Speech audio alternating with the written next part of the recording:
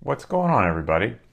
Let me get all my stuff organized here. Okay, here we go. Got my computer screens working, and Facebook's open. The Beyond the Whiteboard Squads is open. Here we go, here we go, here we go. Let's kick it off. All right. So this is the Ask Me Anything. It is Thursday. It is June 30th, 2022, and it's 9:15 in the morning. Hope everybody all around the world is good to go and happy and safe. I know it's a crazy time in the world. I think I said this last week. I'm probably going to say that for a while. With so many things going on, from global conflict to tension to recession to inflation to... So it's a wacky time to, $500 for a tank of gas. So anyway, hang in there, support each other, everybody, and let's do this. Hello as well. People saying hello and waving. Okay. Great questions. I will try to not make this an all-day affair, be as brief as I can, although if I do have gifts in this world, brevity might not be one of them. Sometimes we chat, sometimes we go down a rabbit hole. So with no further ado, let's dive right back. Carlos says Ecuador is in the fire right now. Oh, really? Oh my goodness. Ecuador. Again, when I think of Ecuador, I think of the motorcycle trip, I think of Quito, and I think of when I did Fran in Quito, Ecuador, however many feet that elevation is, and it absolutely destroyed me. All right, here we go. Diving right in. So the first most upvoted question is a good one. This is from Valerie L. And she says, I'm wondering, how often do you add new movements, exercises, pieces of equipment to the arsenal you use for Linchpin? What would the criteria be to make you think that a new exercise fits into the effective and not popular ethos of Linchpin? Great question. Really cool. Thank you for asking. This has all the potential of a rabbit hole.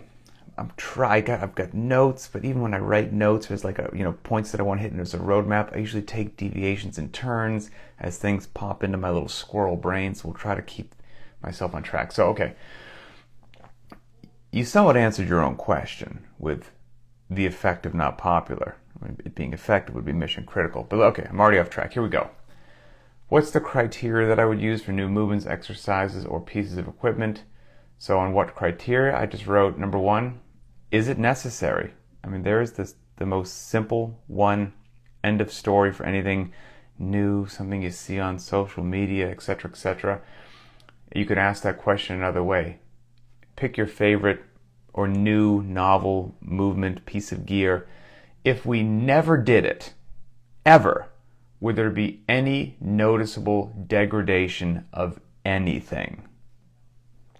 And if the answer to that is, well, no, I don't really think so, because I think when I think of either the movement pattern or, fill in the blank, it's like, well, that seems to be already covered by 4 other movements that we do quite well, so this might be just a bit repetitive. So again, I would ask, is there any noticeable degradation if we didn't do it? If the answer is no, it wouldn't be missed at all, it's probably not going to make its way into the rotation. But if the answer is an overwhelming, like, absolutely, geez, haven't you seen this new fill in the blank? If we don't start doing it, everyone's fitness is going to fall off of a cliff. Well, you'd be left with no choice other than to include it. So I know that's an oversimplification, but the utility, the bang for your buck of that movement, that's what we'd be looking for. I just heard my baby in the other room make a sound like a grizzly bear. Sorry for the distraction. What's funny is that the opposite would make me happy. And what I mean by the opposite is the removal of anything from the program that, through whatever process we identified as superfluous. That would make me really, really happy. Slimming it down, not beefing it up. And I've said this before, that Linchpin is quite intentionally, by design, a minimalist program. That's what we want it to be. The goal is to achieve the greatest physical fitness capacity possible in the most effective and efficient use of your time, resources, stimulus, everything. Maximum bang for your buck, minimum time spent, minimum everything. That is the goal. And it's challenging to do. It's my lifelong pursuit, but it's challenging to do. And in a really properly, effectively done minimalist program, confusing things happen. And when confusing things happen, that means you're onto something good. Allow me to expand on that point. Now, if somebody tells me that they deadlift all the time, they deadlift regularly, give tons of attention to their deadlift, and they say that their deadlift is getting better, that makes a lot of sense. We can follow the bouncing ball on that, right? People nod their heads and go, yeah, that makes logical sense. But what about the other? That's what we're pursuing. When somebody says, you know what? I'm a little perplexed. Doing this program, we don't deadlift all the time, to be honest with you. And my deadlift's getting better. Isn't that confusing? How the heck did that happen? Boom, mission accomplished. That's the goal. That's what we're going for. And that's really challenging to do, but that's an elegant solution to fitness.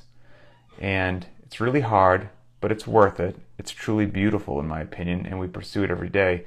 And when we say elegant solution, it's almost like Greg Glassman used to say, like, elegant, not in the, well, there's a beauty to it, but an elegant solution almost like in the mathematical sense of the word of simplistic, like the simplest solution I can get to the end state, that's what I'm going for. And adding things to it, again, if mission critical and necessary, sure, let's do it. But adding something for the sake of it's new and novel, that's not going to be enough to come off the bench and actually get into the game, okay? That's what I had written down as the next thing. Doing a quote-unquote new movement just because it is new, or somebody saw it on social media, 99.9% of the time, that's most likely a distraction. A disruptive, empty distraction. But if your favorite big-time famous athlete is doing it, all of a sudden people start chirping about it. Well, so-and-so's doing it. Look at their abdominals. I should be doing it too. Not necessarily. It's probably a distraction, to be quite honest with you. Now, the other part of this, let's have a real and honest conversation, right? You find this new movement, this new piece of gear, this new whatever, and we have actually, like an emotionless fitness robot, analyzed it and figured out that, we're actually going to be just fine without it, truth be told. Well, there is this other thing called fun, right? There's something out there called fun, and it's actually a worthwhile pursuit. And so while maybe it doesn't pass the criteria for, coming off the bench and into the game on any regular occasion, if it's something that kind of makes you smile, kind of makes you have fun, and, perks you up and keeps you fired up for training, that has utility and value. Even if there is maybe a more effective and potent thing that you could do to drive the needle forward, it's okay just to do something for fun every now and then. I enjoy doing blank, so I do it every now and then. Great, awesome. Does that keep your cup full? Does that keep you smiling? Does that keep you passionate about training so that when you go in to do what is truly and, analytically speaking, more beneficial? Does it keep you doing that stuff more regularly because you don't get burnt out? It does? Fantastic. You have my unwavering support on that. But that doesn't mean that other kind of fluffy novel movement is going to get worked in ever or with any kind of regularity. So that's that. Let's see. Novelty for the sake of novelty is not really something we're trying to go for.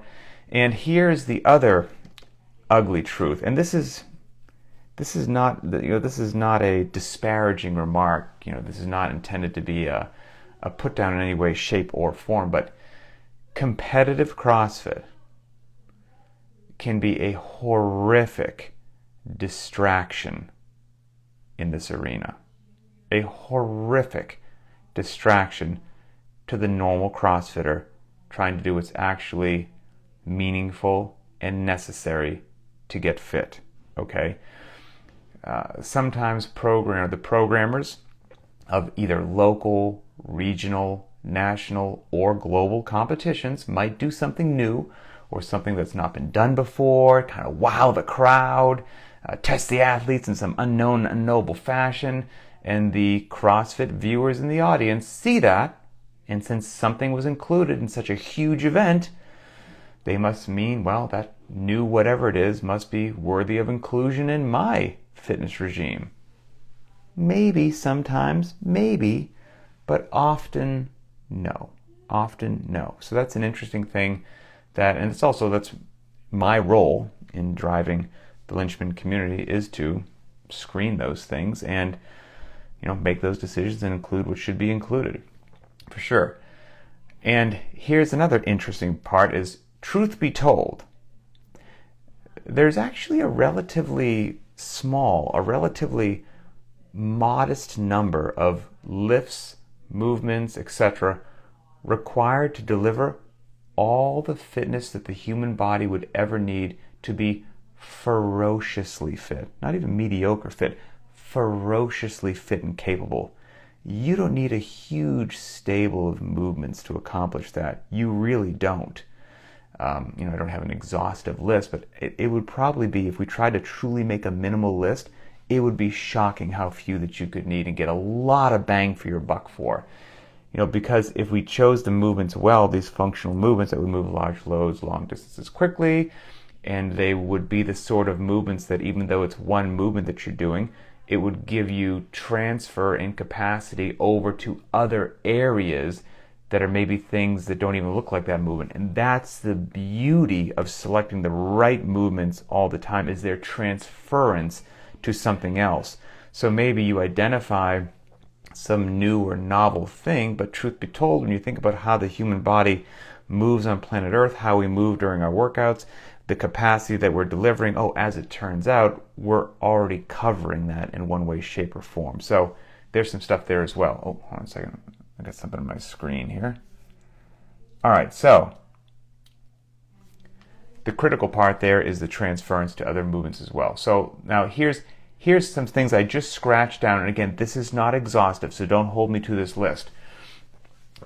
I just wrote this down in like 30 seconds. I didn't put a tremendous amount of thought to it, but it's a worthwhile thought experiment, thinking about new novel movements, what should or shouldn't be included. Should we always be adding things to it? I said, let's say somebody's trapped on a desert island. Now that desert island happens to be outfitted with some beautiful rogue equipment, but they're still trapped on a desert island, and they have great food and sleeping accommodations. So it actually sounds more like a vacation, but they're trapped on a desert island, okay? And this is all they did. How many movements is this? 1, 2, 3, 4, 5, 6, 7, 8, 9, 10. I wrote down 10 movements. That's it. In CrossFit, even if you're a minimalist program, you probably do like 70 or 50, right? I'm just writing down 10 here. What if all this person trapped on a desert island did was they ran, and there's 3 movements in that. They sprinted, they did middle distance, and they did long distance. They did clean and jerks. They did deadlifts. They did back squats. They did burpees. They did thrusters. And they did pull-ups, both strict and kipping. And they worked their L-sit. That's it. Do you know how many movements I left off right there? A ton. There's no kettlebell swings. Gasp. There's no box jumps. Oh my goodness. But they're not doing chest-to-bar pull-ups. What will happen to their fitness? That very small number of movements that I just said. Sprinting, running middle distance, running long distance, clean and jerk, deadlift, squat, burpee, thruster, pull-ups, both strict and kipping, and working their L-sit. But what if they did that very small number of movements, and they were also an astonishingly capable programmer, or had one at their disposal, and they did those movements in a dizzying array, not random, a dizzying array, intelligently, thoughtfully, and deliberately planned out for workouts designed to cover. They've got plenty of plates out there, various loadings, time domains, rep ranges, intentional interference, not intentional interference, chippers, AMRAPs, EMOMs, I mean, whatever you want to do. There's arguably a limitless number of ways to combine those 10 simple movements, and you would never run out of stuff to do. When they were recovered, probably begrudgingly, and had to return to society, when they were recovered begrudgingly from this desert island, how do you think their level of fitness would be? They would be ridiculous. They would be incredibly fit. They would be animals, right? But what about their snatch? They never snatched. No one ever told them that that was a lift, so they never did a barbell snatch. What would happen to them? Would they be okay? They would be fine. They would be fine. It's exclusion. Does that mean the snatch isn't worthwhile and we shouldn't do it? No, for sure, right? Like, if you can do it and you can learn it, there's wonderful benefit there. That's why we do it. But given this other case, would they be okay? Because yeah, the clean and jerk, although it's not the snatch, is close enough to make you a ferocious animal of fitness. What's the snatch doing? It's the most technical thing you can do with a barbell, so it's a great central nervous system thing as well, but it's a thinking lift. It's a total body lift. It gets something from the ground to overhead with your power snatching or squat snatching, and it does it with explosive hip opening, core to extremity movement, largely using the posterior chain, right? What does a clean and jerk do? It gets something from the ground to overhead. It's a very technical lift. The brain is engaged. The central nervous system is engaged. Ground to overhead, using core to extremity movement, functional movement, explosive hip opening, posterior driven. There's a lot more in common between the two than not in common. And we're having a different conversation. And you're looking to get the most load overhead, period. That's why the largest loads in the world are lifted with the clean and jerk, not the snatch. You're going to be just fine with the clean and jerk. So like my point being, yeah, there's some movements that this list doesn't have, some specific movements. But is the pattern there? Yeah, it is. And it's actually being covered really well. I'm already off track. Let's see. Okay, so that was the snatch. Well, there's no handstand walking. What's going to happen when they get back from this desert island and they can't handstand walk? They're going to be wonderfully fine. And they're not going to face anything in life that they will be not prepared for by just doing these 10 movements. What about toes to bar? They didn't do any toes to bar. I know, but they've developed a 2-minute L-sit and they can do pull-ups all day long. With probably like 10 minutes of coaching, they'll be doing toes to bar. I think they're going to be okay. No muscle-ups. They never did a chest to bar pull-up. You know, again, all these little things. It's like we can always add stuff to the list. Always can. And some of it is useful and wonderful and beneficial, and that's why we do it. But the mainstays, how the human body moves, the movement patterns that we're looking to develop, to acquire, to replicate, to strengthen, and then doing it in a way with loadings, rep ranges, time domains, interplay of, mixed modality workouts, that's what gets us to the finish line. And that is what we focus on the overwhelming majority of the time. And so we are picky, I guess would be a good word, finicky about, hey, there's a new fill in the blank that popped out, we should do it. Maybe, but not necessarily. I do have a couple, what would this person that we pulled off the desert island not be prepared for?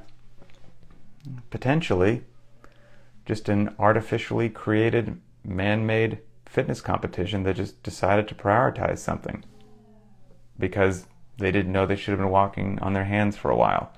And so now they fall down the leaderboard. Okay?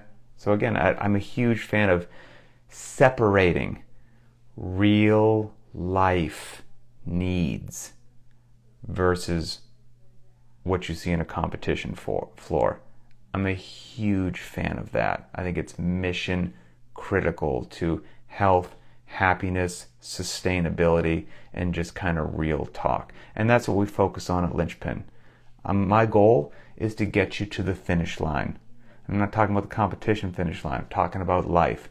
My goal is to get you to the finish line with your knees, your back, and your shoulders feeling good, and to not keep you in your garage gym longer than you need to be, so that you can actually go do some of the other wonderfully important things in life. That's the goal. Now, to be fair, I'll give you a couple examples of maybe movements that weren't around when I started CrossFit back in 2005, but you see them now, and they're okay. So, and there's more on this list, but I just gave a couple that popped into my head. Wall walks. Wall walks weren't a thing when I started CrossFit. They're a relatively recent addition, and we put them in Linchpin every now and then. Probably where you'll see them is if you don't see them programmed as the primary workout that day, the prescribed workout of the day, but if you're following the private track, we'll give you several other options. You might see them maybe in like the wild card option. So maybe the primary workout, the prescribed workout of the day has, let's say, handstand walking in it, or handstand push-ups in it, or blah, blah, blah. The wild card option might have a wall walk in place of the handstand walk. Just a great way to come really, really close to that intended stimulus, strengthen your body in a fantastic manner, but also for the people that can't yet walk on their hands. So there's some great things there. Now, that's an example of a movement that came up, passed some tests and worked itself in every now and then. But it worked itself in every now and then. There's the point. We don't program wall walks all the time, because here's the other part of it, right? Now, we saw them in the open, so suddenly they're really important. No, they're not. Nope. That's, again, another thing that just because you see something in a competition, don't let that sway you as to what you do or don't need to do to be prepared truly for regular life.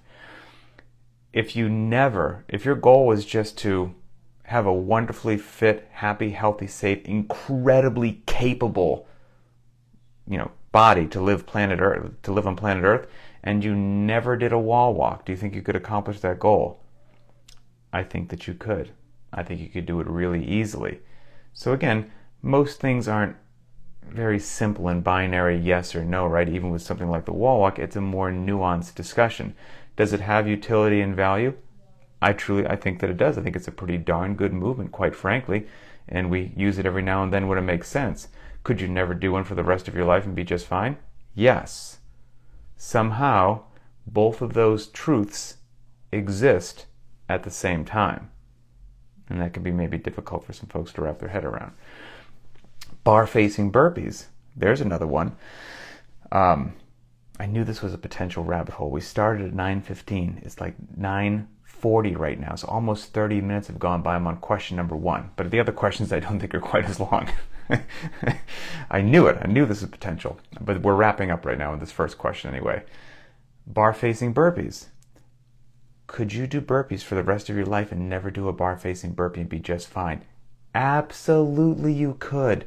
The bar facing burpee almost shouldn't have to exist, to be honest with you. I know there's a little bit extra work. You got to step forward. You got to jump over the bar. But that came to be because just people in competitions were shortchanging the range of motion on a regular burpee. There's nothing wrong with a regular burpee. If everyone actually just did them properly every time, everything touched the ground, and then they fully really jumped up in the air, didn't stay bent over, and their hips really fully opened, and their feet came off the ground, you wouldn't have had to been like,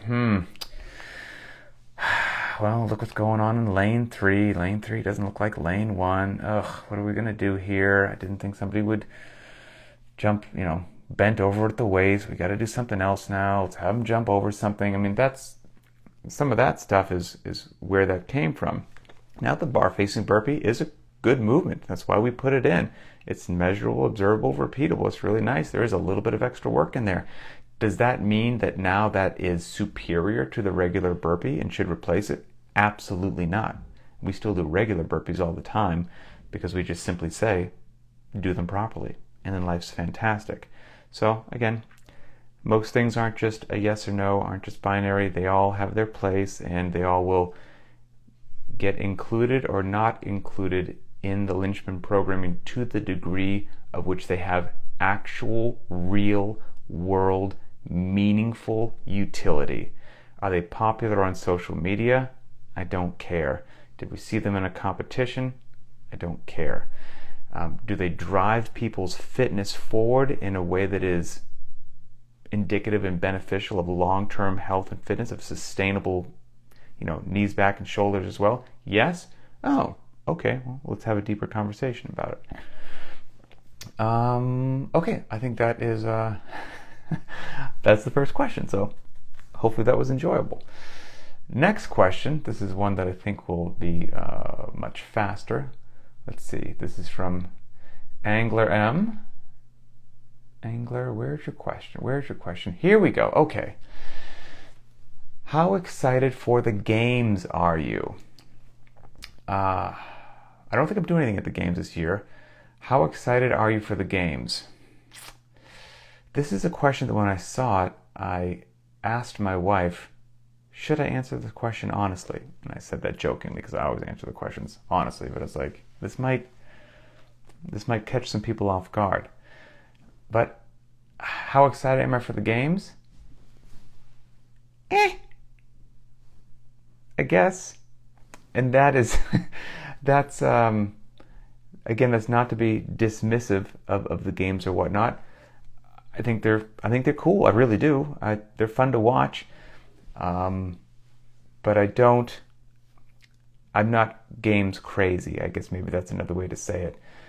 If tomorrow I learned that for whatever odd reason something happened and the games were canceled this year, okay, that's fine. Nothing. No big whoop, quite honestly. But that, I know that might make me an oddball. Games are fine. But yeah, I'm not a games fanatic. And that's not meant to take away from any of the athletes competing there that have dedicated their lives to it, that it is their whole universe, or the fans that are such ravenous fans that it would just crush their dreams and break their heart if the games didn't occur this year. That's totally cool. I'm also the oddball that doesn't really care when the Super Bowl's on. I don't really care about the NBA Finals. I don't know who won the Stanley Cup last year. And actually right now, like with God as my witness, if you ask me who won the World Series last year, I have absolutely no idea.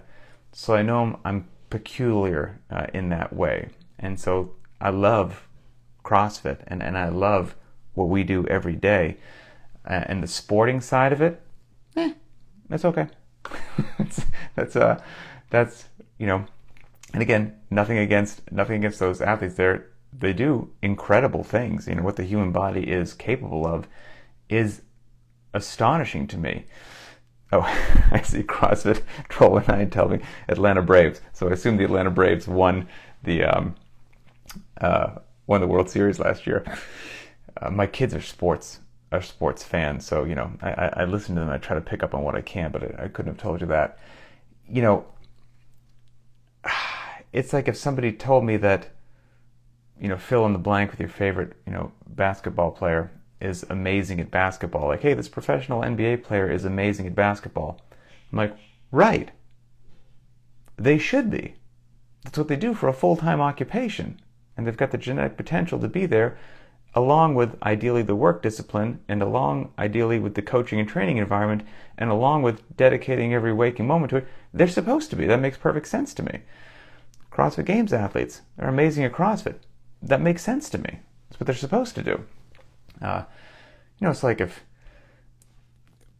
what impresses me more, and maybe I'm the oddball, and this is, I truly mean this, all of you, and maybe that's why I do what I do for a living, I find all of you way more impressive than games athletes, and way more meaningful, honestly, and all of you inspire me way more than a games athlete does, fire me up way more than a games athlete does. When I go to walk into my garage on a day that I don't feel like it, I don't think about Matt Fraser or Annie Thorisdottir or somebody, like, not at all. I think about somebody that I've seen posting either in the Linchpin BTWB Squads feature, in our private Facebook group where everyone's just sharing their stories about like living real life, real hardship, work's been tough, had to get up at 5 a.m., didn't want to do it, but that was the only time I could get in the workout, had to modify it in some way, but hey, fitness was achieved, still got it in.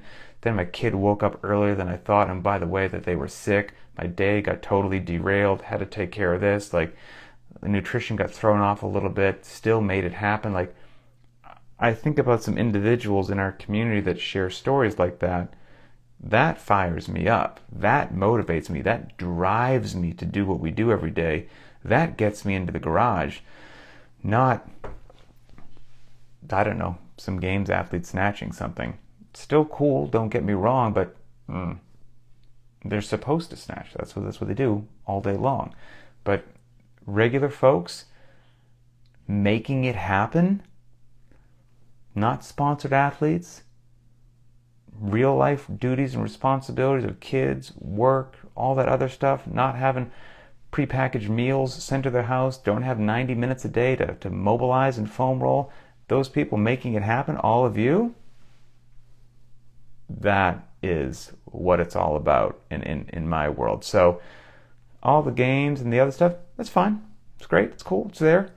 But that's not what just kind of gets my full undivided attention. So anyway, that was that. Hopefully that helped. All right, 2 more questions we're going to try to get through, but they shouldn't be too long, okay? They should be relatively fast.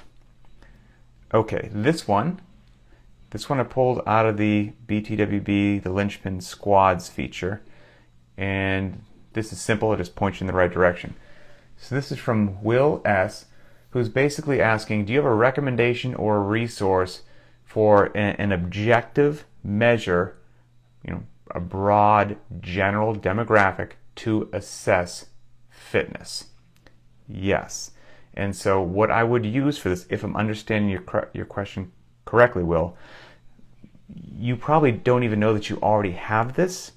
Since you're a part of Linchpin, you've got obviously a subscription to Linchpin includes a subscription to the BTWB app, best in the world, and that relates to this question.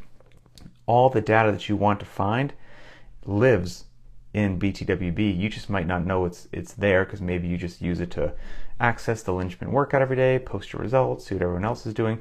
But you can get into the app or get onto the desktop version on your laptop and pick any workout that you want, and all the data that you want to see from tens of thousands and thousands of results is there from every percentile, from 20th percentile all the way up to the 99th percentile and everything in between.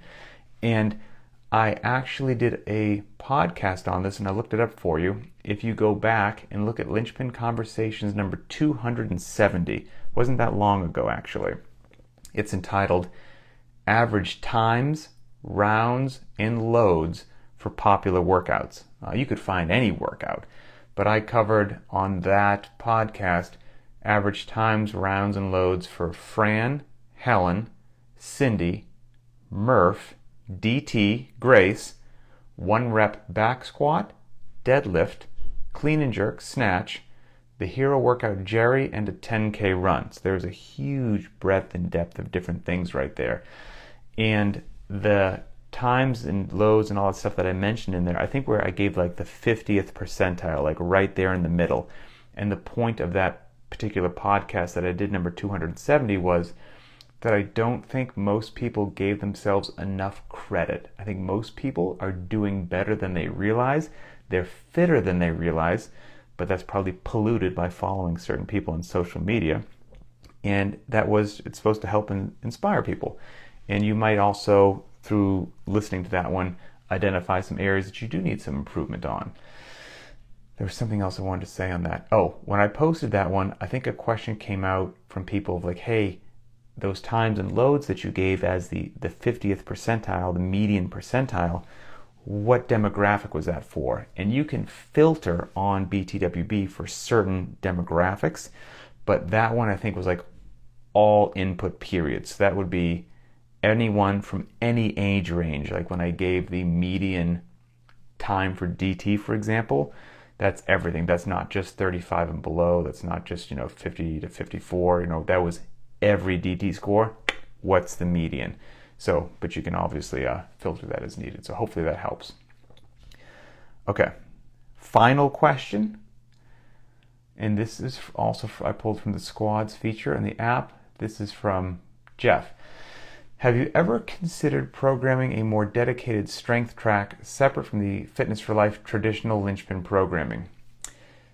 No. There's a short, simple answer there.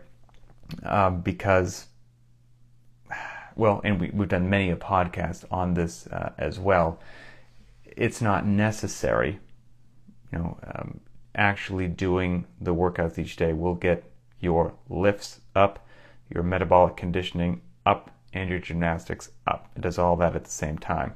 And if, I've said, as funny as it is, that if nobody ever asks for more running, but the barbells are fun. I get that. However, I am not going to say anything more about this because things done right take time. But I am working on a specialty program for people who want to do it. Again, there's a difference between need and want, right? Do you need to do extra lifting? No, you do not. Do you need to do extra fill in the blank? No, you do not. Do you want to because you enjoy it, love it, and it makes you smile? Sure, great, awesome. It's important to understand need versus want. And it's also important to understand that most people do not need extra lifting to improve their fitness. And some people may want to do it. All those things can exist at the same time. I am in the midst of creating a back squat capacity program with somebody else, with a certain individual. And I'm not going to let that cat out of the bag yet. I think it'll be a lot of fun. It's not necessary, even though I'm creating it. I'm here to tell you it's not necessary. But it will be in case somebody wants to do it. They want to give a little bit of extra focus on their back squat.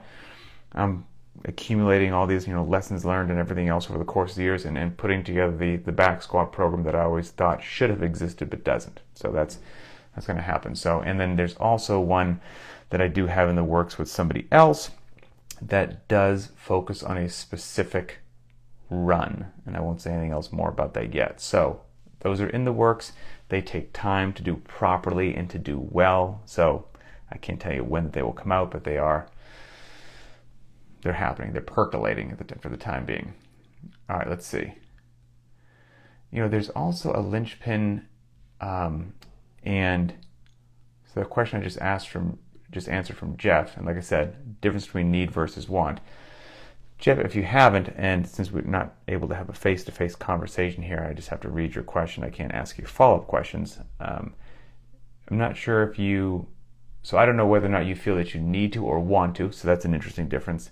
And then if you haven't, I want to say it's Linchpin Conversations number 40, is that extra lifting is not what most people need to improve their fitness. Let me see if right now, real quick, I can go into the Linchpin Conversations archive and actually find out if that was number 40. Let's see. Sorry. 42. Number 42. Extra lifting is not what most people need to improve their fitness. If you haven't listened to that one, Linchpin Conversations number 42, I think many people would benefit from it. Or you might hate it. I don't know. Let me know. All right, that's it for the questions. And now we'll end with 3 Linchpin shoutouts that we do at the end of every episode. This one I entitled Dad Life, Real Life. And this is a screenshot I pulled out of the Facebook group that it was just from the other day, as a matter of fact, when we had that workout that was, what was it? It was push-ups, double unders, and rope climbs. That's what it was. Push-ups, double unders, and rope climbs, right? It was like 50 of each, then 5 rope climbs, 40 of each, 4 rope climbs. Chris H. posted and this photo of him in his backyard, and he's got his little baby next to him on the ground as he's doing push-ups. He's got a dumbbell there as well. There's kids' toys everywhere. It's chaotic. It's real life. It's an awesome photo. And Chris said, I do a lot of not-for-time workouts, so it's nice to have a program that I can manage around fatherhood. Well done. Thanks, CrossFit Linchpin, et cetera, et cetera. So super cool. Happy for that. And he had intelligent modification as well. So he's doing that in the backyard with his kids. He's got the jump rope out there. No worries, can do that. Push-ups on the ground. No worries, can do that. But he's out in the backyard, doesn't have a rope to climb. No worries. Again, thinking about, somewhat ties into the question we had earlier, movement patterns and what we're trying to replicate and accomplish, not necessarily the specific one movement that accomplishes that. So while rope climbs were prescribed, which is an upper body pull, but here's Chris in the real life trying to make it happen in the backyard with his kids. He has one dumbbell out there and he's just doing bent over rows, one arm bent over rows every time that rope climbs would have come up in any one particular round. Is a one arm dumbbell bent over row exactly the same as a rope climb? No, it is not. Is, on a given day, when you're just trying to make fitness happen in the real world, got a limited amount of time and your kids are in the backyard, is a one-arm dumbbell row, which is still an upper body pull, a fantastic, useful movement, appropriate and good enough to make fitness achieved and accomplish the mission? 100% yes. That's what we do every day. So loved it. That was fantastic. Okay, that's number one. This one is super cool too. That's why I chose it, obviously. This is from someone who posts in the private Facebook group under the name CW. And she posts, long story short, she is 54 years young, and at 54 years young, just accomplished a 34-inch box jump. That is incredibly impressive. Incredibly impressive. If at 54 years old, you're doing a 34-inch box jump, you are in a very elite category in society. And that doesn't need to be a games athlete or nothing else. I don't know, go gather up a bunch of 54-year-olds and see how many can do a 34-inch box jump. As a matter of fact, don't do that, because you will be immediately sued when none of them successfully do it and just crumble over the box. That wouldn't be a good thing to do. But my point is, at 54 years old, doing a 34-inch box jump is awesome. And by the way, it's also impressive at 44 years old or 34 years old. That's a legit box jump. So hats off to you. Final one. This is entitled A Helen PR and Handstand Walking. This is from Lauren T. And he says, a PR on Helen and 5 handstand walk steps. All a win, with some exclamation points. Super cool, great day, putting in the work like so many other members of the community. Improvement on Helen, and then getting those 5 handstand walk steps. That's how it all starts. So keep it up. All of you out there are fantastic. As I said previously, all of you are the ones that motivate me. And as I also say, if you're a member of the Linchpin community around the world, film where you're working out, if you want, obviously. Your basement, your garage, your backyard, your apartment, wherever it happens to be. Shoot me that video to info at CrossFitLinchpin.com. I'll take it and I'll put it on the CrossFit Linchpin YouTube channel under the playlist we have entitled Garage Gym Tours, and everybody can enjoy your space, and that's that. So thanks for being awesome, everybody. Be kind to one another. Have a great day, and we will talk later.